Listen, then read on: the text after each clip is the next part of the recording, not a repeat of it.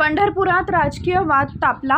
आमदार समाधान औताडेंनी तोंड सांभाळून बोलावं, नगराध्यक्षा प्रणिता भालके यांचा घणाघात। पंढरपूर मंगळवेढा मतदारसंघात सध्या राजकीय वातावरण चांगलंच तापलं असून आमदार समाधान औताडे आणि नगराध्यक्षा प्रणिता भालके यांच्यातील आरोप प्रत्यारोपांनी वाद चिघळला। आमदार औताडे यांनी केलेल्या गंभीर आरोपांना उत्तर देताना नगराध्यक्षा प्रणिता भालके यांनी जोरदार पलटवार करत त्यांच्यावर टीकेची झोड उठवली। प्रणिता भालके म्हणाल्या, आमदार समाधान औताडेंनी तोंड सांभाळून बोलावं, त्यांनी केलेले आरोप निराधार आणि बेजबाबदार आहे। त्यांनी पुढे औताडेंच्या संस्कारांवरही प्रश्नचिन्ह उपस्थित करत अशा प्रकारचं वक्तव्य करणं हे त्यांच्या संस्कारांचं द्योतक आहे असा टोला लगावला।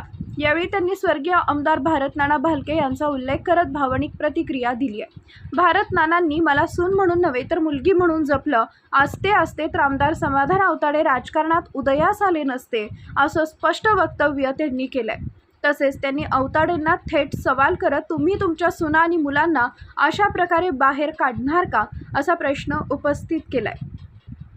या विधानामुळे राजकीय वर्तुळात चर्चांना अधिक उधाण आलंय। दरम्यान या आरोप प्रत्यारोपांमुळे पंढरपुरातील राजकारण आणखी तापण्याची चिन्ह असून आगामी काळात हा वाद आणखी तीव्र होण्याची शक्यता व्यक्त केली जाते। आणि दुसरा माझा महत्त्वाचा मुद्दा की लोकप्रतिनिधींनी माझ्यावरती काल खालच्या भाषेत वक्तव्य केलेलं आहे की त्यांनी सांगितलं नाना असते तर त्यांनी मला घरातून बाहेर काढलं असतं। मला त्यांना सांगायचंय की नाना असते तर तुम्ही उद्यालाच आला नसता आणि नानाचे संस्कार होते, तुमच्या औताडे घराण्याचे संस्कार आहेत, हे नानाचे संस्कार नव्हते। त्यांनी मला मुलीसारखं सांभाळलेलं आहे आणि नानांचे संस्कार नाही आहेत सुनाबाळींना घरातून बाहेर काढण्याचे।